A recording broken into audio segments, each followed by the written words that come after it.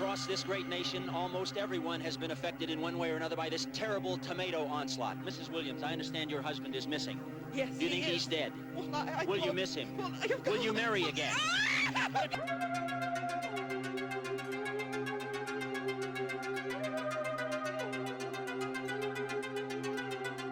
Hello and welcome to the newest episode of the Killer Tomatoes podcast. I'm your host, Mike, joined, as always, by co-host Matt. Belial is hungry. Belial is angry. And joined by producer, man extraordinaire, Kenny. I am exercising my ability to communicate telepathically with you. Oh, the psychic. This is all being recorded through mind vision. We have no microphones near us right now. It's all in the head, man. Yeah, Kenny is was attached to me at birth. And that's a good hint of the film that we're talking about today. Matthew, what is the film that we are talking about today? We are talking about That's true. Yeah. the 1982 masterpiece written and directed by Frank Henenlotter, Basket Case. Oh, it's so good. Indeed, it is a masterpiece. It is. It really is. Probably, like, I'll give you the end right here at the beginning. Maybe the best film that we've seen in the last 4 years. And the entire year. No, straight up the entire year, but maybe the last half I decade. have to say, once I finished this film, I was like, in my mind, I was thinking, what a palate cleanser.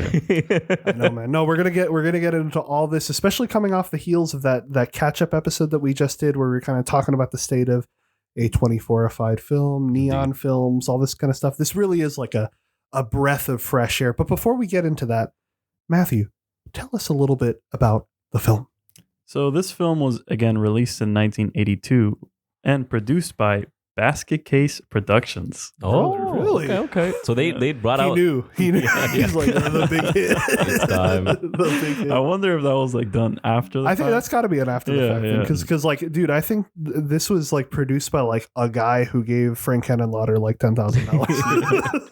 The film's budget was $35,000, which Yes. is, I think, a record for the smallest budget that we've covered so far. So far, absolutely, yeah, really. I think it's even lower than Open Water, maybe. Yeah. That movie had a budget of like 300 to 100K, Yeah. if I remember correctly. It has a 91-minute runtime, again, refreshing. And it was released here in the United States.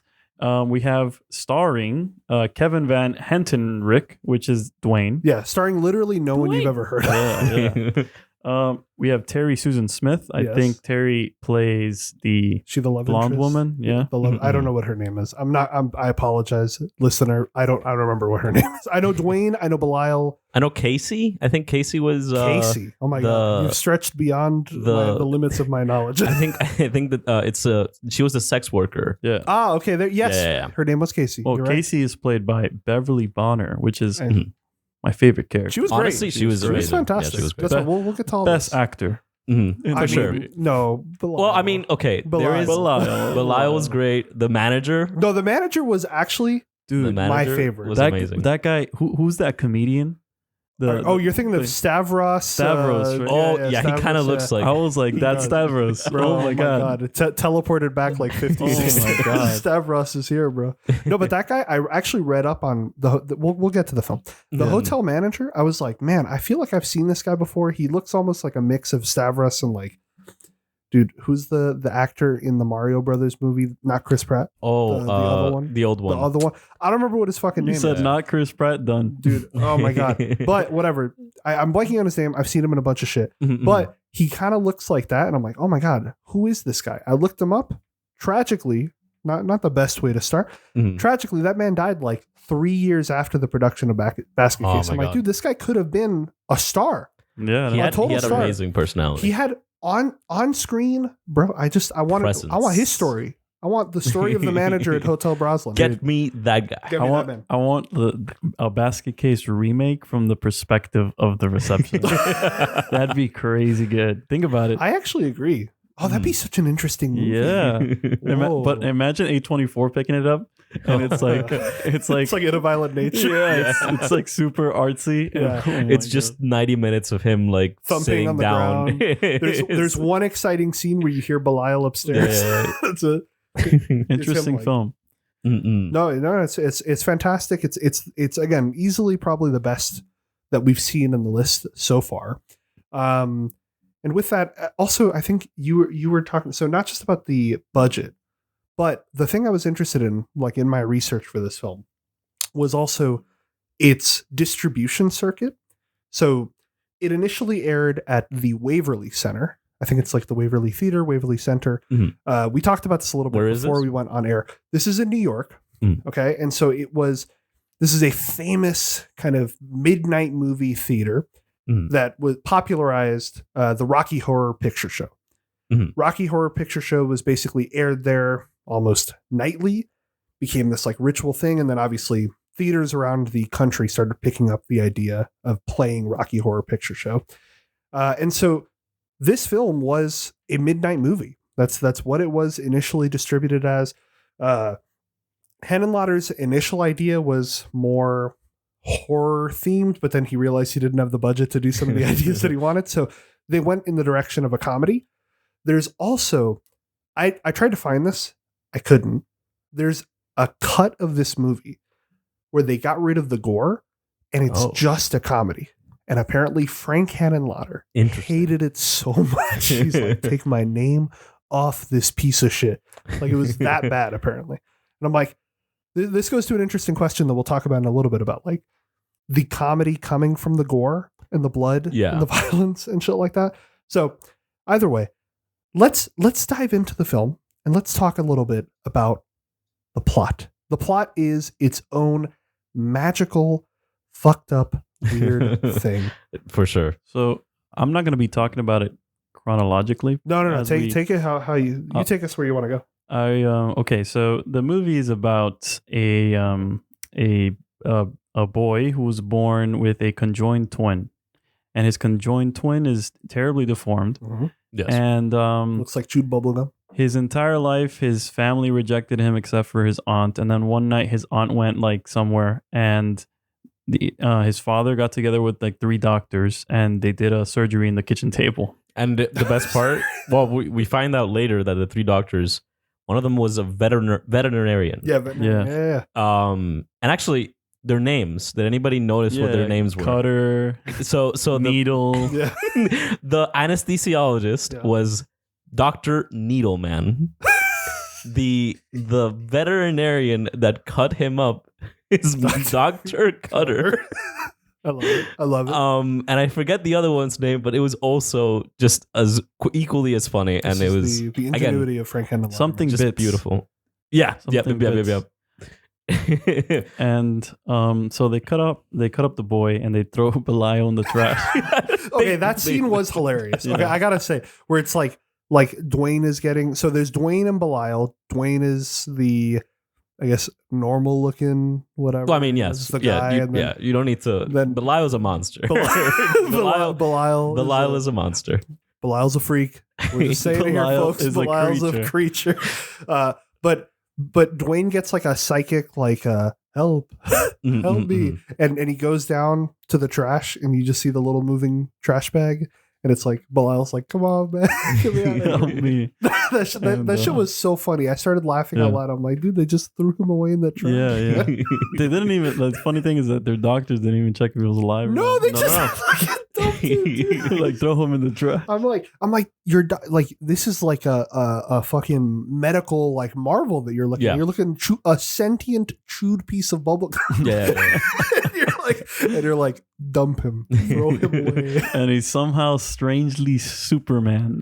Bro, Yes. he's like Superman. He's Spider-Man. super horny. It's like He's Jean Grey from X-Men because he's like he has the psychic Phoenix. powers. Bro, Oh he's my god, he's a crazy, man. superhero. He is a superhero. He's so after that happens, they get together and form a Home Alone contraption to kill their father.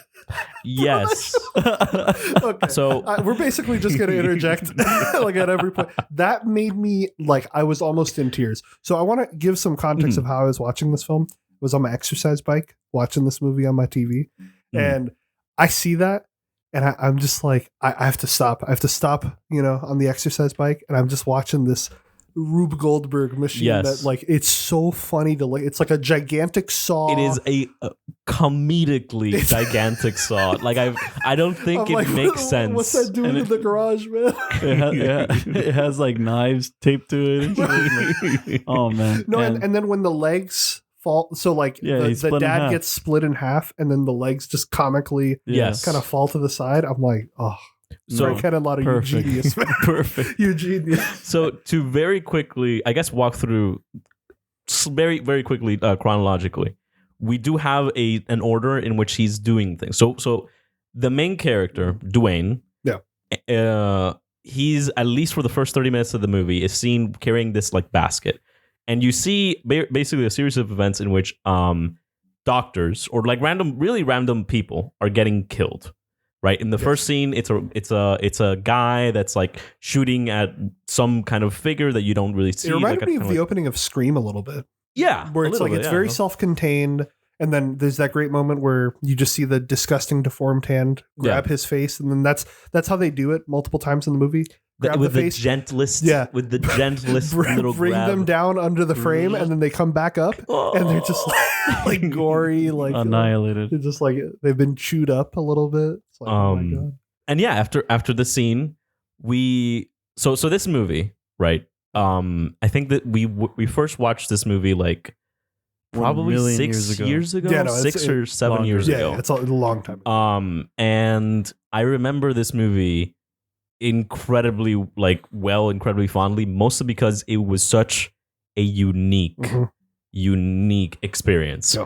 Because up to that point we had seen like campy movies, but I think this was like sort of like the first movie that was just so laden with character and just absolute hawkiness. It's true B-movie schlock, man. It's literally, I would describe it as being in the Hall of Fame of camp movies. Yeah. That's why I initially showed you guys the movie. I was like, this is a movie that'll get, it's like the gateway drug of camp.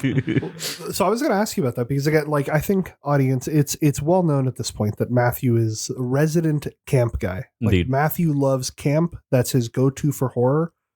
Where does this like stack up there? Because like for me, this is the pinnacle. Same. This is the Same, apex same. of camp. It's shit. in the Hall of Fame. Yeah. Like, it's so good. It's up there. Yeah. It's Man. again, this is the movie I would show to get people to understand camp. No, I completely understand that honestly because it's like I remember watching this film and it kind of like Kenny, it blew me away. Yeah. It's like, holy shit! Like this is what you can do even with like this limited budget that this guy had. Guerrilla filmmaking style. It's like 4 people. You had Dwayne was holding the camera at times. He was like in charge of like lens and shit like that. And it's like that's incredible to me. The just gonzo style of it all. It really is like, I don't know. I'm always drawn to movies that have this kind of like almost punk aesthetic. Like I wouldn't, this isn't a great example of that, but like even Ed Wood, which is about the production of B movies and how it's all like, oh my God, quickly get over to the side of the street. Oh, the cops are coming. Get out of here. Yep. Like that kind of stuff. I see that so much in this film. And it's like, you can literally. This had a scene where they could have gotten into big trouble. Oh my God. Wait, hold on. Are you saying which scene? we can go into it now or later, but there's a scene in which the main character runs naked. Oh, yes. Through the streets. And they did not have a permit for this. So to describe the setting in which the movie takes place, this is 1980s, late 1970s New York, the rotten apple. Rotten to the core, man. Rotten to the core. It's so disgusting. It is absolutely so gross. vile. Even the scene where he's walking up to the hotel in which he will be staying at throughout the duration of the movie, you have, I think he walks through like 2 porno shops. Yeah. He walks through like, I think there's like streetwalkers, which I don't know if they were extras or actually streetwalkers. I don't know, man. But Frank Henenlotter talks about that scene though, where Dwayne is walking down 42nd Street. Yeah. And that they were filming in a van. They just had the side of a van open. They're just like recording it was him. probably streetwalkers. But that porno shop that he walks past, the Frank Henenlotter tells a story that the owner of the shop ran at the van and was like, "Are you guys from CBS?" And they're like, "Oh no, we're just filming a movie, man." He's like, "Oh, I don't want to see CBS around here anymore." And they're like, I don't know what's that's amazing. Like so it's good. All these little stories about the production of this movie. They're just amazing to me. They really are. This is one of those like perfect for young aspiring filmmakers, like, and just people who love the craft of film. Yeah. This is one of those like it's mind boggling like what you can achieve with a camera. Yeah. Basically, I don't know. It's And just, I think because of its low budget, especially because of its low budget, there's so little manicure that goes into it that you almost get a time capsule of God. New York at that time. You get a time capsule of what actors in New York were like at that time, because I'm pretty sure he just called people up from the streets. Well, I mean, but that's also why it's preserved, right? Yeah. This with the Museum of Modern Art, the MoMA, preserved basket case because of not only its importance to the midnight movie circuit scene, but just, I mean, it really is like a time capsule of like 1980s disgusting, grimy New York. Just amazing overall. And so the setting in which this takes place, again, it's this New York, dark, rotten. Honestly, you probably get mugged like 3 times going to work or something. And from this, you get just a variable cast of characters. Yeah. And you have this thing where one of the things I love about this movie is just how realized every character is without really without making a big fuss over it. Yeah. Right. So one of the characters that's like really iconic to me, and I don't know if you've noticed this, but it was the nurse at the veterinarian's office. The twins? The twins. Yes. Yeah. Yes. And one with the broken hand. One with the broken, I think both of them, I don't know if it was both of them or one of them had a broken hand. They were twins.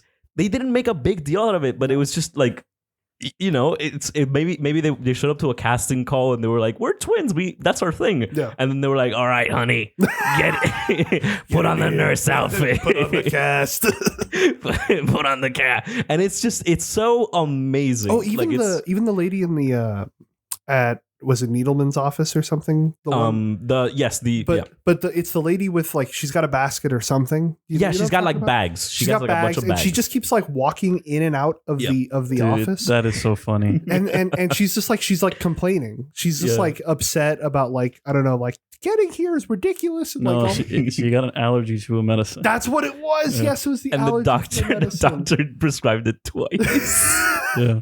And then she never like, she doesn't see him. Like that to me is like, it's hilarious. It's like, and that's why it's those little moments in this film where it's like, you can tell Henenlotter did not have a budget, so he needed to like craft scenes that were just memorable, silly, you know, just like something that didn't rely necessarily on the money. Yep. Which is amazing. Every character has their little moment. Like when you first enter the hotel, I think they introduce all the people in the lobby with like a one-liner. Oh my God. And Yes. once I saw that acting, I was like, oh man, I'm in for a good time. Yeah. Well, let's finish up that middle sequence, because the film, the part that we were talking about with the father takes place chronologically in the middle of the film. Yeah. The film is pretty quickly, it's broken up into basically 3 acts. Yeah. Your opening act is Dwayne and Belial going to the Hotel Broslin. Yeah, you still don't know what's kind of you don't know going what's on. happening. You actually don't see Belial until like 30 minutes in. I think it's exactly the 30-minute mark. Yeah. And then that middle part of the movie is pretty much entirely their backstory, and then the final act is everything going on with the doctors. And so after the backstory, well, again, that's the middle of the movie, but the beginning of the movie is him after the backstory segment, which is he's going around killing the doctors that separated him and Belial. Yeah. And he's walking around with a basket, and he's just scoping out where these guys are. Then he sends Belial in. Belial does his thing. And in the middle of all that, there's a love plot, which a love plot. And they instantly fall in love, essentially. And Belial gets very jealous, which then is the finale of the film. Where So do we know why Belial gets jealous? I mean, I imagine it's just because he's like sexually frustrated. Mm-hmm. And so this is honestly like a huge part of this movie. It has some things wrong with it, which I think we can discuss after this. There's one particular thing that's quite egregious. Yeah. But I think one of the things that it goes into is, again, he has this psychic link that he has with Belial. It's sort of implied that Belial has some like extra abilities, as you said. Yeah. And the scene where he gets angry, do you recall that, like, roughly when he starts? So to describe the scene to the viewer, Dwayne is about to go on a date with this girl that he like developed. They're going to the with. Statue of Liberty. Right? Yes. And again, this beautiful moment in when they first meet together, where she's just going down like New York landmarks. Yes. If you haven't been to the Statue of Liberty, the World Trade Centers, like all this stuff, which by the way, again, because this was 1972, you have like these like, again, these landmarks that are just, at the time, they're probably like not as we ideate it now. Right. Mm-hmm. And it's, again, it's just the normal texture of New York City life. It's beautiful. And so you have this moment where Dwayne's like, okay, I'm gonna go out on this date, but I don't want Belial to know. Again, maybe because as Matthew said, he does have like this probably frustration with being like stuck in a basket. And also being a piece of chewed gum. He also has abandonment issues. Yes. If you notice, whenever he has an argument with him, he's like, "No, I won't abandon you." Yeah, exactly. So it's that a scene where he pulls him out of the toilet. Yeah. Belial needs therapy. No, real. Belial needs so more much than therapy. So there's this scene where he's like, okay, I'm gonna go on a date. I'm gonna leave you with a TV, and you can tell that he's trying to like not broach the subject that he's going on a date. But when he goes on the date, he gets excited. Let's say when he's sort of like kissing the girl, and Belial can feel this because again he has almost this, as Dwayne describes it, a one-way link, because at first it was sort of a mutual link in which they could both communicate. But he lost that. But he lost that, and Belial is now the one sort of having a one-way connection. Exactly. And to the point where he describes it is he has an even stronger connection with that. Yeah. And so Belial finds out, and he loses his shit. And it's the funniest fucking scene, like one of the funniest scenes in the entire movie. Oh my God. It's just, so if you could imagine this, they didn't, so Belial, as they've described him, is a chewed up piece of bubblegum. Yeah.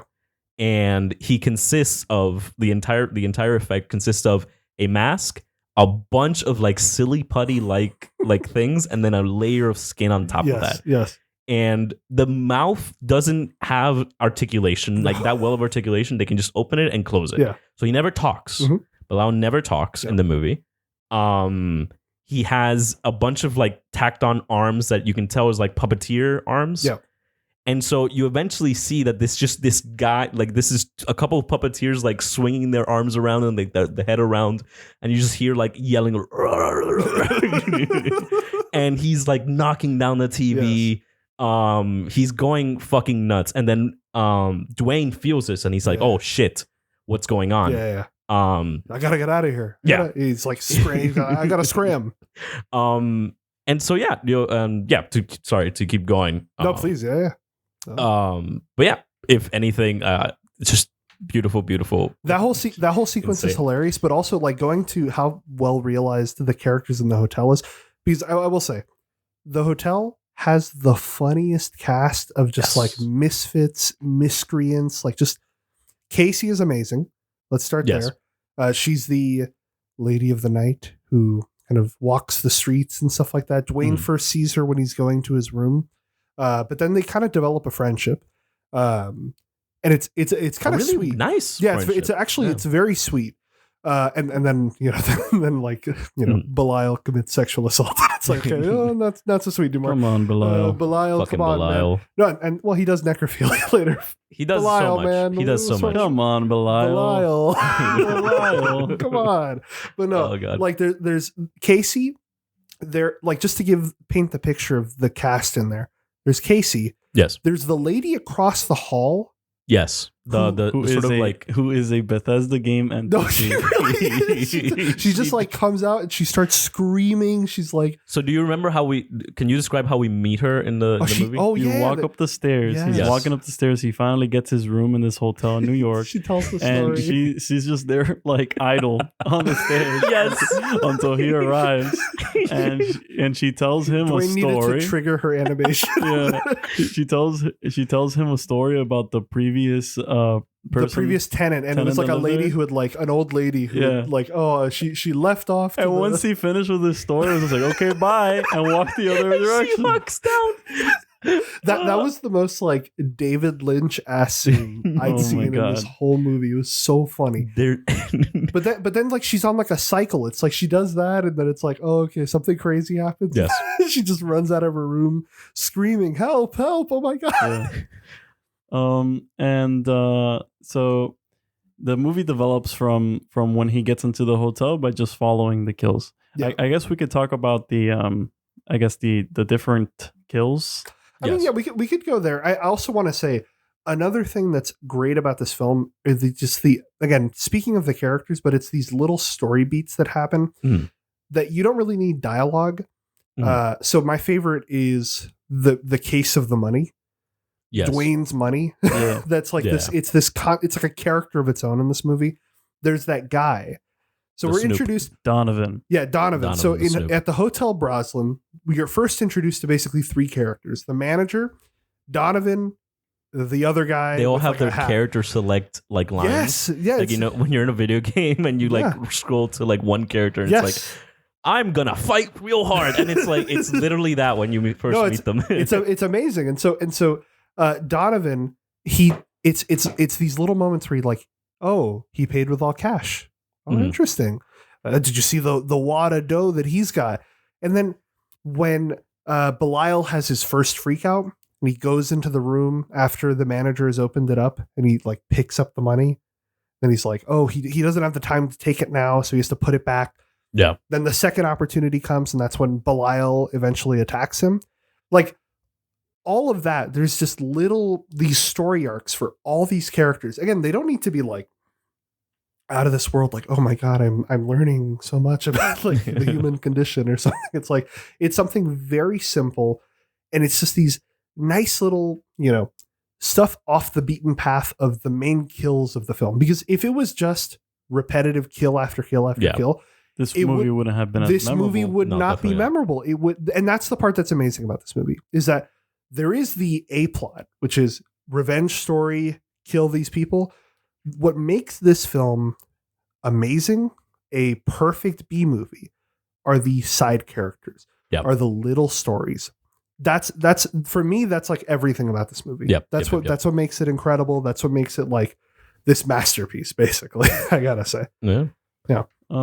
Yeah, I mean, even like I was saying, the kills themselves are so low budget that they're not great kills. No, I mean, well, but So- they're so cute. They're cute so kills. cute. They're cute, but it's the most memorable kills is when they show like the stop motion. Yeah. Yeah. There's basically what 4 major kills in this movie. Yes. Yeah. It's And 2 of them are basically the same, so which is Belial mounting basically their like head. yes. Okay, so you got the first kill at the beginning of the movie, which is again the first doctor pulls him down, gives him like a nice little like head massage or whatever, and then he dies. And then the major one, then there's Needleman, right? Yes. Needleman's is cool because of how inventive it is, where it's like, and I say that simply out of like, he's torn in half.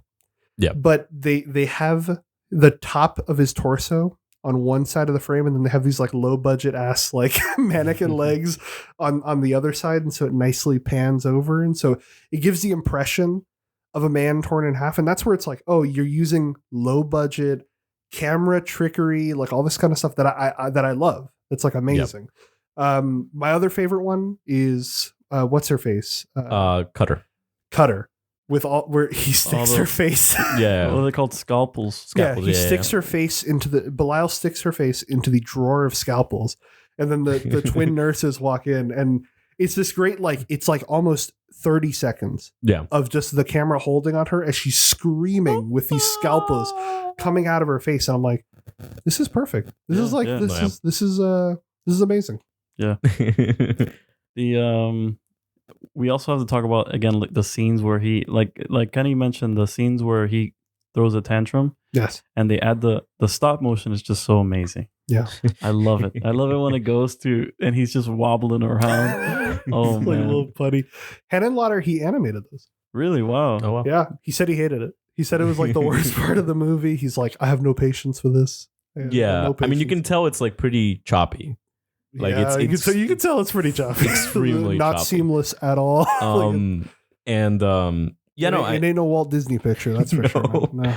No. And honestly, just it's really funny when again this movie, we're not for the gore and as you said, it's very comedic. Yeah, it's almost a comedy, and you have these scenes right where like Belial is attacking like the doctor or whatever, and he latches onto them, and after that moment, it's just the actor swinging wildly with like a prosthetic of Belial attached to their neck. That's what makes this movie great. All the characters are just characters, you know. Like every single character is a character that you'll remember. That's why they're flat. They're flat characters. They have one attribute basically that you remember about them, but that's okay.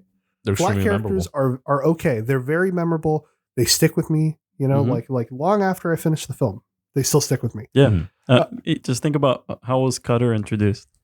Oh my God! Yes, when she's on the date, she was whining and dining a young boy. Yeah, young boy. That's why, like, the degeneracy of everyone in this movie is kind of incredible. Like, they're all like the filthiest, nastiest people like on the planet. Like Needleman is destroying a burger, and then he's like licking his finger. That was so good. Like his whole office is the grossest thing I've ever seen in my life, dude. He's like inside of Oscar the Grouch's dumpster, man. Like he's like I'm in the worst place ever. Come, let me. There's something I took note of, like when he was running away from Belial and he was pushing a file cabinet. What was he doing? And the thing is, the funniest thing, that door opened outward. Yes. And then he put a desk in the middle of it, which absolutely does nothing. Which then it's amazing. There's just so many moments like that if you're paying attention to the movie, you can really you just like smile and you'll laugh because there's just so much in the. It's just jam packed with good camp. Yeah. Matthew, what is good camp? You want me to define camp? Talk us through it a little bit. So you know, the listener advisory.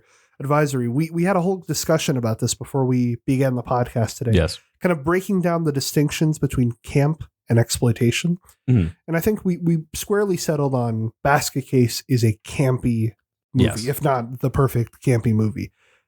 But what is camp, Matthew? What is it that you love about camp?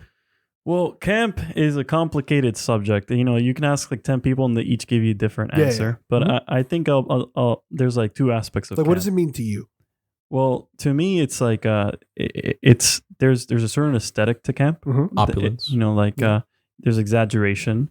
There is, you know, if like you can watch a horror movie about a ghost and it cannot be campy, and then you can watch a campy ghost movie, and it just depends again how exaggerated, how they make the ghost or and how the characters are. Besides that, it's besides the actual exaggeration and the character designs and all that, there's also there's a camp aesthetic in movies, in cinema, where it's just like you have to have a certain you have to have a movie that, I don't know, just to me, whenever I see a campy movie, I know that it's like, this must have been fun to make, you know, like it's just like it's low budget. The characters are usually one dimensional. They're wearing like weird outfits or something, you know, there's something weird about the movie. The way it's filmed, the way that the actors act, the plot itself, all these things come together and create a campy movie. But you can have, again, different variations. Like we were saying, Mars Attacks. It's a very campy movie. Like Tim Burton is just campy. It's a very campy movie, but for different reasons than this movie, because Mars Attacks is just a very exaggerated, silly movie, right? Like characters are all very one-dimensional and how they're reacting to these aliens, and the aliens themselves are exaggerated versions of aliens. Like they have like their brains in jars and stuff, and that aesthetic that's very campy. When in comparison, you have another movie like what's that movie The Third Kind. Oh, okay. Close Encounters of the Third Kind. That one's not as campy because they take the aliens very seriously. For sure. Right. So it's again, it's about, I guess, silliness, exaggeration of an aspect of something, and again, when you condense it down, you have a perfect camp, right? So not every movie can. Some movies try to emulate camp. Doesn't work, and sometimes it fails. Exactly. So it's just a fine line, and it's very hard to, I guess, put it in a box, because it's a lot of people can identify it, but not articulate what it is. Yeah. Yes. So I have 3 points on this. So the first one, you said, that it looks like it's a fun film to make. So I saw in an interview with Frank Henenlotter, someone asked him this exact question. Someone said, "Oh, this looks like it was a ton of fun to make," and he said, "No, it was terrible. It was terrible. It was awful. I was working. I would go home with anxiety every night. It sucked." And it's like, that's another interesting thing about just like the production of a film. Everyone I've spoken to that has done a film, they hate it. it's like a tiring, all-consuming process, but nonetheless, like you get some fun shit out of it. The other point, speaking on camp, the way I've always looked at it, and this came out in our discussion earlier, it is aesthetic, it is exaggeration, amplification, but ultimately for me, it stretches to production design, set design, costuming, lighting, blocking. Like these major things, when they're just turned up, where you get exaggerated colors, exaggerated shadows, which is all over Basket Case. Basket Case is full of funny, like background colors, like just even the Hotel Broslin sign is this like just ridiculous, like bright red neon.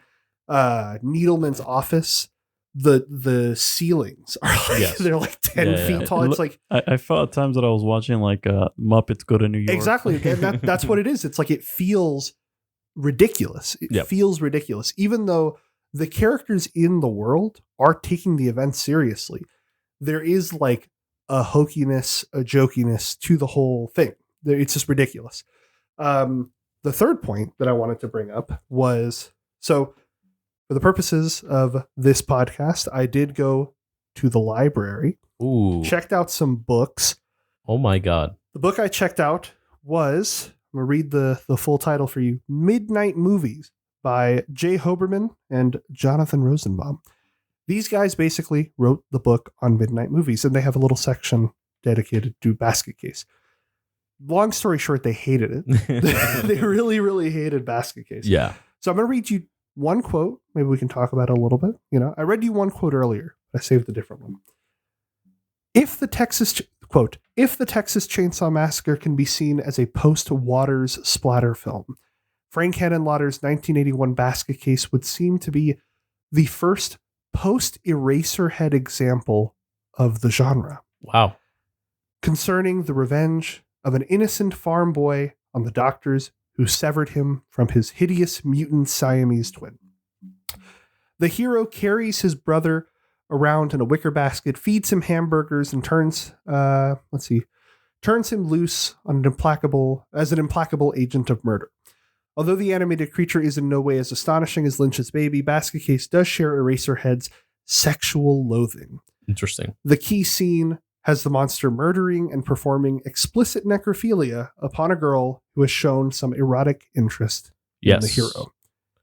That's one thing. How do you feel about this connection between... It's salient. This post-Eraserhead kind of thing? I think it makes sense. But I feel like at that point, right, it becomes a discussion on less so the campiness and the gore of it, or more so like what was the zeitgeist at this point that led to, or at least not even the zeitgeist, more like the underground culture that led to this. Yeah. I mean, just to piggy off of that, of his discussion on that scene. Yeah. Right after that scene, he has an altercation with Dwayne and Belial have an altercation.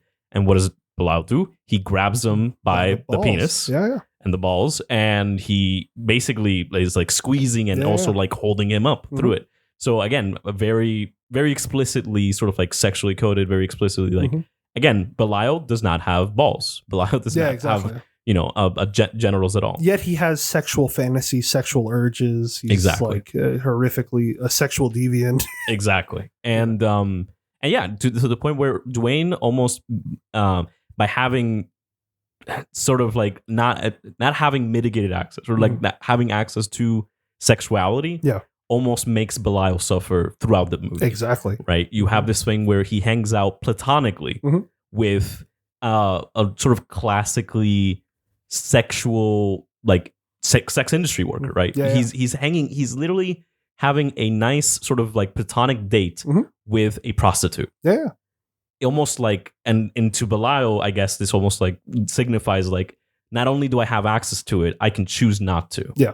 Right. I can choose. And again, it almost treats it very well with the prostitute, because I feel like movies at the time, this movie engages in exploitation. Yeah. That's why the sort of like this sort of conversation came up in the first place.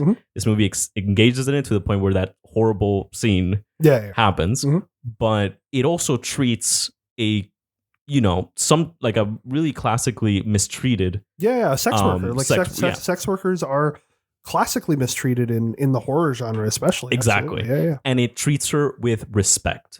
It treats her as an ally. It treats her as someone that actually has sort of like in a way sort of like a good conscience for the main character. Whereas everyone else sort of is like concerned with their own things. And obviously there's other characters throughout it. She's like out there from the get-go, like informing him about the snoop that's snooping around his area. He is taking her out. I mean, she is taking him out to like different places, and I've never had a drink before, that sort of stuff. And she's like, I can tell, and all this thing. And by the end of the day, they don't have sex. And realistically, and what's fascinating about that is that realistically, Casey's the only character who meets Belial and doesn't die. Yeah. That's why this movie is a feminist masterpiece. But either way, like that to me is very interesting, because she does get like Belial sexually assaults her in her bedroom. Well, I mean, he gropes her. He gropes her. Does he touch her? Yeah, he steals her panties. He does steal her panties. And so like he's actively like assaulting her. But in other cases where Belial encounters someone, they die. Die. I mean, even with Dwayne at the end, like, if there was no basket case 2 or 3, realistically, Dwayne would have just died with Belial falling off the building. Yeah. So I find that interesting that like she is this character that's treated with a great deal of respect. Yeah. Even especially given her occupation. Yeah, absolutely. The second quote, which I did read earlier, but still nonetheless an interesting quote. Okay. So this is a conversation between the two authors at the end of the book. And they read this Roland Barthes quote that says, "What's terrible about the cinema is that it makes the monstrous visible." So this is him talking about a specific like French New Wave film that he had seen. They attribute this quote directly to like monster films specifically. I see. And they write, "For me, that's a succinct summary of what I detest about extreme splatter movies like Blood Feast and Basket Case, neither of which I would have seen if it hadn't been for this book, which makes the monstrous visible without any sort of finesse or imagination or wit. Like porn, they seem willful and calculated about their would-be obsessiveness, even when they're at their most inept, which for me removes any possible camp pleasure. They're simply disgusting, but not in an interesting or useful way." This guy sounds like Fun at Scrooge. parties. Yeah, I think that's pure ideology. And I agree. That's why, like, I think that this is like the wrong read of this film. Yeah. 100%. Similar to this dude for Hellraiser. What was his name again? Robert Ebert. Yeah, Roger Ebert. Robert Ebert. he had the same take, and it's Yeah. just a reactionary to just exploitation, right? But I feel like if you latch on to the exploitation, which at today's standard, like you would think them silly, right? Yeah. From the things that are out now. But like exploitation is really like I can agree with them when they say that, exploitation is kind of always pushing the envelope.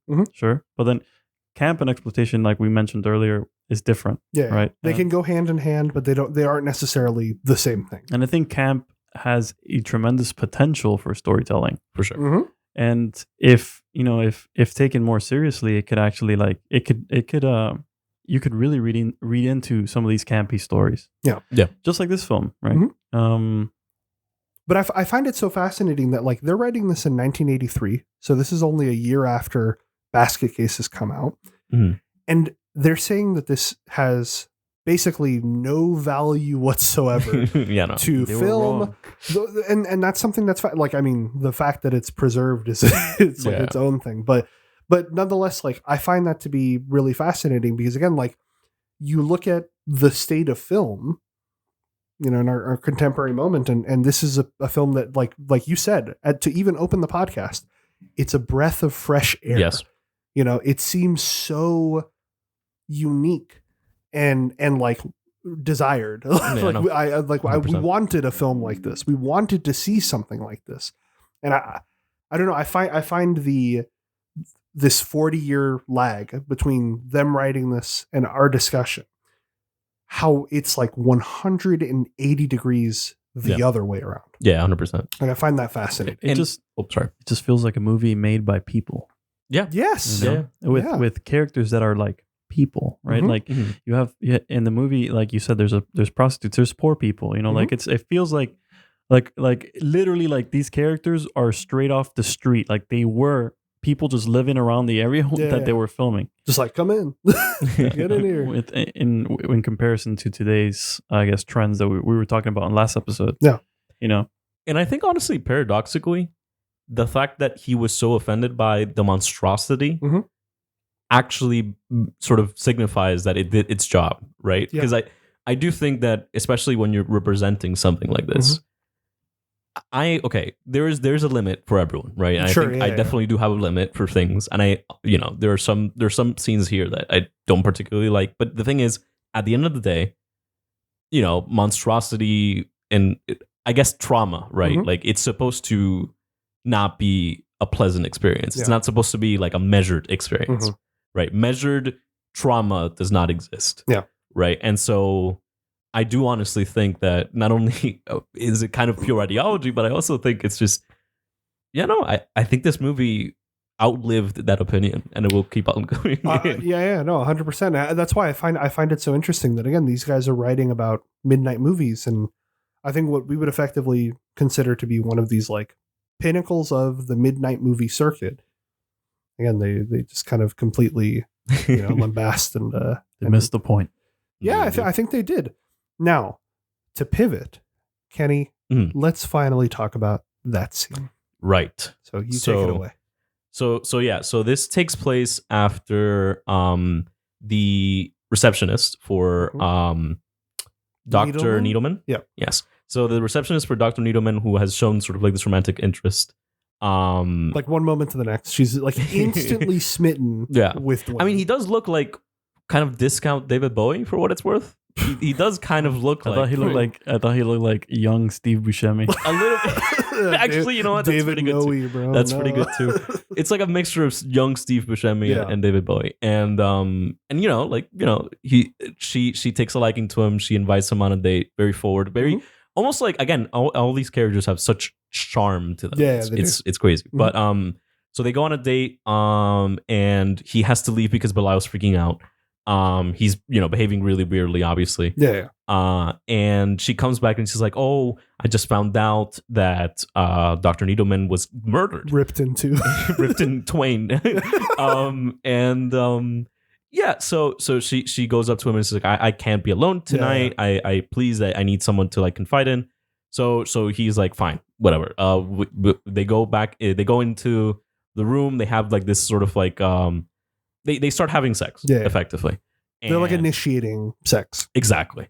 And at that moment, Belial breaks out of the basket and starts freaking out. Yeah. And he's sort of like, he's communicating with Dwayne at that point. And he's sort of saying, I imagine, we can't hear it, but I imagine he's like spouting threats at the girl to the point where he holds her down and he sort of covers her in sheets. Almost, again, this moment...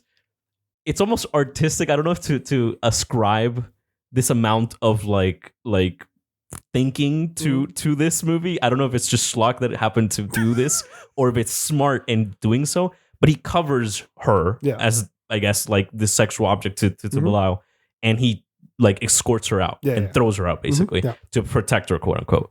So after that moment, he sort of like has an altercation with him. They go to sleep and Belial breaks out again and goes Uses mind vision. Yeah, literally. mind. Yes. Yes. So that's His again. eyes glow red, and as he's walking through the streets, Dwayne sees basically what Belial sees, but Yes. like in his own body. It's weird. Exactly.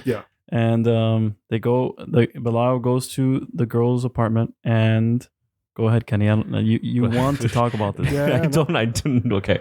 So he walks in. Well, no, he like breaks into her apartment, and he sort of, again, this exploitation moment where, at the same time that you're like thinking that this movie is great. Yeah. But this is actually the moment in which, you can just feel like this is time for the horror movie to do the porn. It's the section. sleaziest moment in the film. Yeah, Easily for sure. the sleaziest, where he's fondling her breasts. Yeah. Yeah. And She's- then Belial, she wakes up, she's screaming. Belial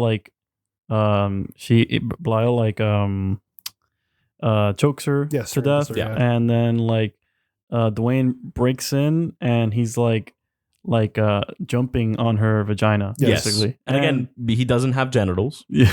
right? So again, it's this moment.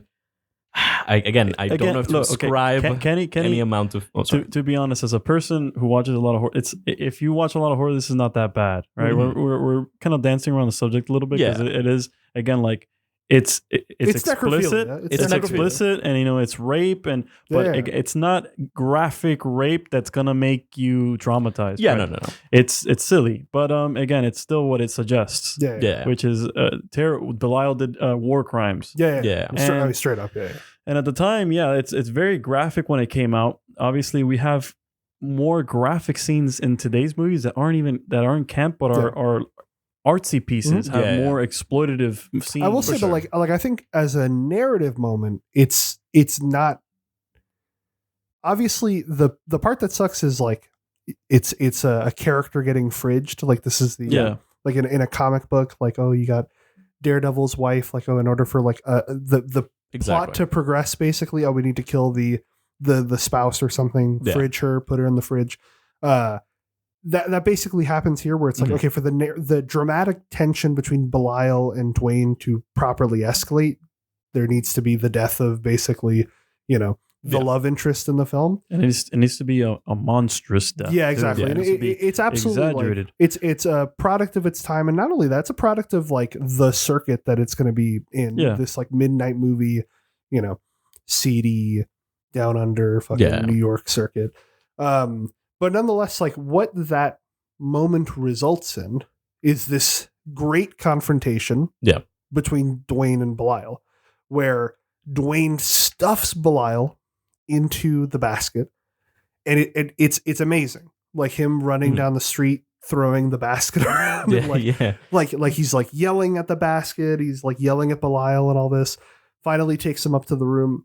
Then it's that great moment where it's like everyone storms into the room Yeah. basically, and they fall out the window. Again, another character at that moment. You can literally see it. It's like they're having their extra moment that they're trying to break out, Yes. right? And they're like almost dancing, saying like, "Oh, look everybody! Yes. Something's going on in room 7," and Yes. it's like the most exaggerated. Again, really wonderful moment for for this movie to have like just this one character. But yeah, sorry. No. But basically, yeah, they fall out the window.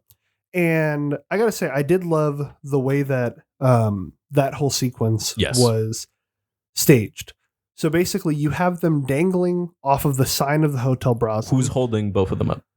Well, so Belial is kind of holding on with one hand onto the top of the sign.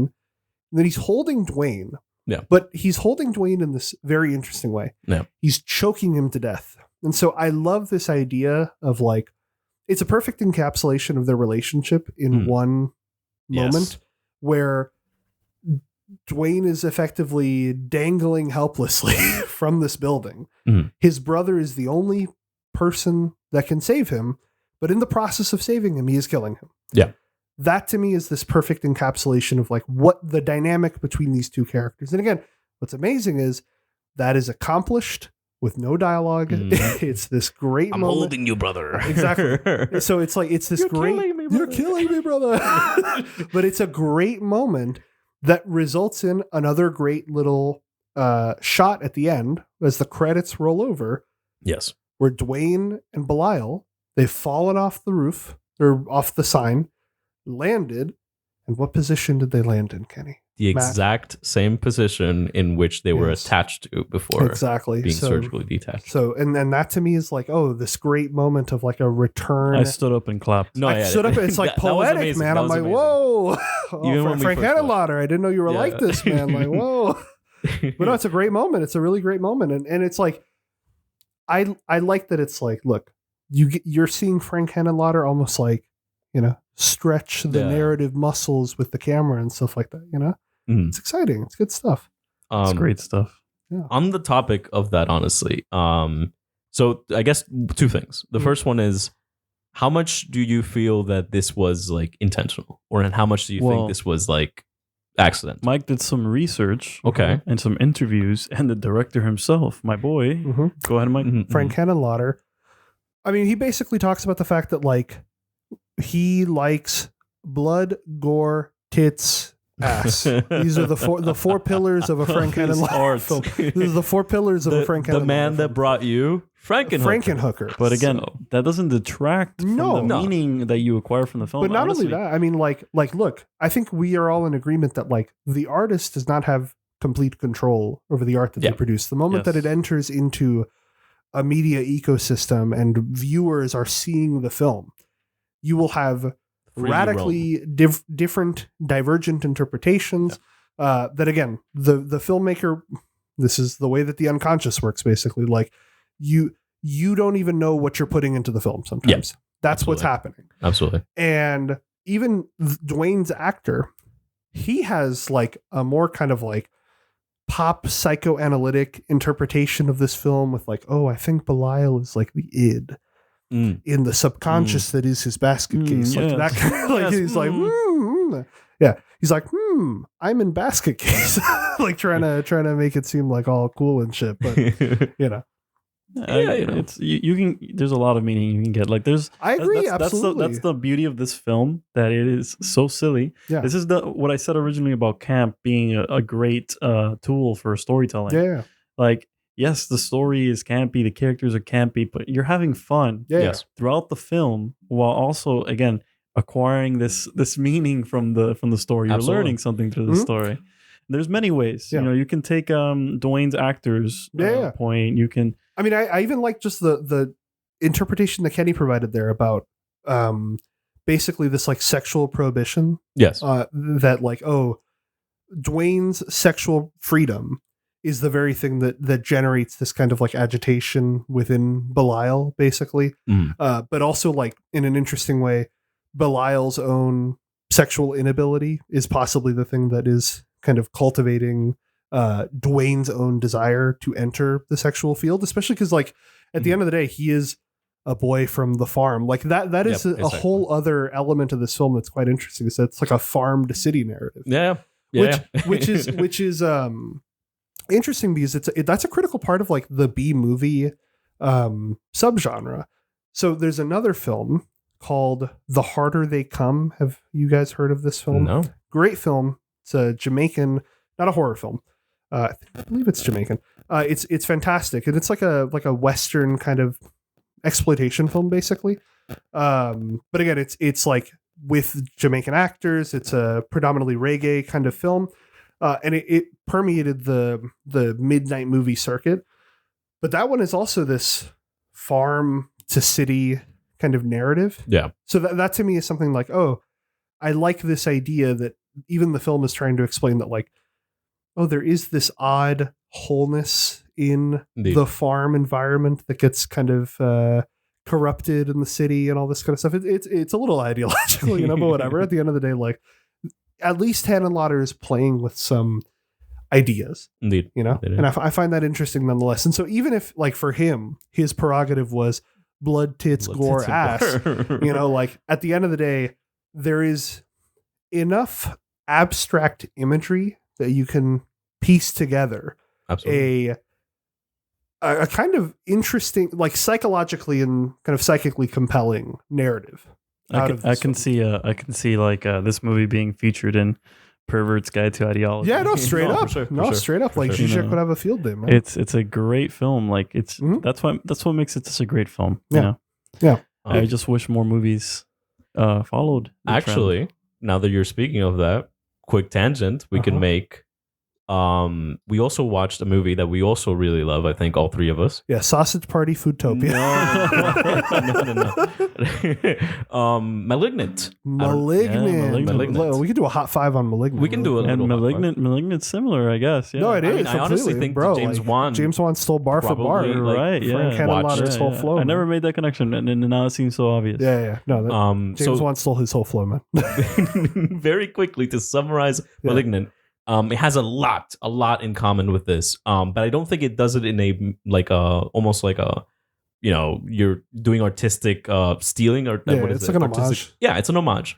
Malignant is a similar story in which we don't know that she had a conjoined twin. Yeah. We just sort of know that she is investigating a series of murders and she's having dreams about these murders. Kind of like how Dwayne has sort of these dreams about Belial doing things. And after a while, we find out that she did in fact have a conjoined twin to her, and it was conjoined at her head. It was actually the back of her head. Yeah. And we have, again, these super schlocky, super campy, and it's a very recent film. Very campy movie. It's a very recent film, but we have this scene where a trophy that a sort of like doctor got for doing the operation on her is used as the murder weapon to murder them. Again, super schlocky, super great. And we also have this fight scene where she's fighting backwards. Yeah. Where it's the malignant tumor. I think it's Daniel. I think his name is Daniel or something like that. The tumor. The tumor. The baby brother. Bruce Lee. Bro, The Matrix, Keanu Reeves. Literally. That movie was so good. Actually. And so you have the malignant tumor that's taking over her body. Yeah. And at that moment, because he's behind her, like behind in the back of her head, he twists her arms and her legs so that their joints are reversed. And it's this gross moment, and you're like, "Oh my god, what's happening?" And then it's a prison scene in which she is in a cell with a bunch of again, these are all women from like the streets or something. It's like the 60s. They're like ready to fight her for absolutely right out no of reason. Woodstock, man. And it's this beautiful moment where you have this like change in space. Yeah. Where I remember it was like her in the cell. Yeah. And it's a cell that's about the size of like a small children's room. Yeah. And then it grows in the scene to be like the size of a house. Yeah, it's like a football field. She just starts fighting them all backwards. Yeah. It's amazing. No, but basically like ultimately the connection there is like, it's like if Dwayne and Belial were still connected throughout the whole film, and Dwayne was just basically getting visions of each of the doctors getting killed. Absolutely. And trying to piece that together. But ultimately that, again, James Wan, I'm saying it. He stole the whole flow, man. Bar for bar, beat for beat. Beat for beat. I love James Wan. This shit is straight up like it's Frank Henenlotter fanfic, man. Yeah. But ultimately, at the end of the day, I think this film it's like our highest marks. This gets our highest marks. It's for sure. Again, of the 13 films that we've done so far in this series, it's the best. Agreed. If you're a horror fan and you haven't seen this movie, what are you doing, man? Get out there. Where are you at? What are you doing? Where you been? This is like a benchmark. If you meet another guy, I like horror movies. What do you think about Basket Case? Yeah. If he doesn't know what that is, it's like that. Like he's a poser. He's a poser. Yeah, it's like that. We gatekeep around here. Oh my god, it's like there's that old internet forum about what's under your stairs, that kind of thing. It's like an old internet meme about that. It's like if you go up to a real horror guy. Basket Case. Oh yeah, okay. You're in the know, man. Basket Case. That's the one. So I guess we'll go down the line, like you said. Yeah. I wholeheartedly recommend this movie. It is if you're a horror fan, watch it. If you're not a horror fan, watch it. Watch it. Watch it with. It's a great. Again, another campy movies are great for movie watching with friends. Yeah. This is a great time to watch it by yourself or with friends. With friends, you're just gonna be laughing the entire time. You're gonna have a great time. It's a wonderful movie, and it's still rewarding watching it on your own. 100%. And it's a great watching it. It's not a movie that you should only watch it with friends. No, yeah, you can watch it by yourself and have a great time too. It's just there's something about camp that makes me so comfortable. Yeah, and I will say, warm. Yes, it is warm. And now, before I ask you, Kenny, the other thing I'm going to say is This is also the great tragedy. We've been doing the 2022 Rotten Tomatoes horror list. Yeah. The 2024 list Doesn't have it. does not have Basket Case. Rotten Tomatoes. And again, Rotten Tomatoes does this. What are you It's a consensus based, it's not necessarily based on quality or anything. It's based on like how many reviews, critic and audience, and like the score and everything. Yet it is nevertheless like a tragedy that Basket Absolutely. Case is somehow not considered by mass Dude, audiences. they have the blackening Scary on that film. stories to tell in the Scary- dark. they What are you have- doing, man? Fear they- Street. What are you doing? The black phone, they have it on there. Yeah. And it's high. Yeah. Like, And Basket Case, It's not it there. fell completely. In fact, most of the movies that we've done thus far have fallen out of the list. And what's fascinating is a lot of the films that we've done have been campy. Yes. And if you look at the first 13 films that are on this Rotten Tomatoes top 200 list, the campiness is not necessarily the factor there. Yeah, no. So for sure. that seems to be an aesthetic that is falling out of favor. And that is a great tragedy. I Get will out say. there and start watching campy It'll- movies. Watch Camp, man. it'll come back. It'll come back. And It's- when I'll be there, just like zombies came back It'll come back to me. in 2010, whatever. It's true. Yeah. And then they died, That's true. but they will one. Then they're reanimated. They will be reanimated. They will be yeah. reanimated. When all of you get tired of A24, as I Where will have, that bring you? you'll be Back you'll to be me. back to me. You'll be bring you back to Basket Frank Case. Henenlotter's Wide Open Arms. And Kenny, would you recommend this film? Absolutely, without a doubt.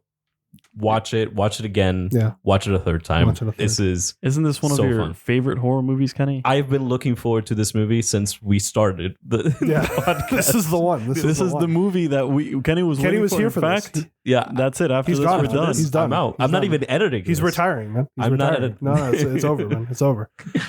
Okay, and so I think with that, we've touched on pretty much everything. Well, that what we is wanted your to. what is your? Oh well, I mean, don't watch. No. Watch this film. It's amazing. It's excellent. I think at the end of the day, hopefully we have stressed this point enough that it really is excellent. It's not what you expect from. You have to be prepared for a B movie, kind of schlocky midnight movie. You got to be ready for that. If you're prepared for that, you will have an incredibly rewarding experience because it's almost like this is a hilarious comp. It's like Children of Men. Children of Men. It has the A story that's happening before your eyes, but then there's the little side stories that are going on as the camera meanders off. This is Children of Men, Basket Case. It's the Children of Men of horror movies. And I think again, it rewards this kind of focused viewing. Yes. And it also rewards unfocused, funny, laugh at the screen viewing. Mhm. It's like a kaleidoscopic, it's crazy, man. Absolutely. And so I think with that, we've touched on everything. And so this is Mike signing off. This is Matt signing off. Go watch Basket Case. Go watch Basket Case. And I'm not coming back. Signing off. It's over. And so we will see you on the next one.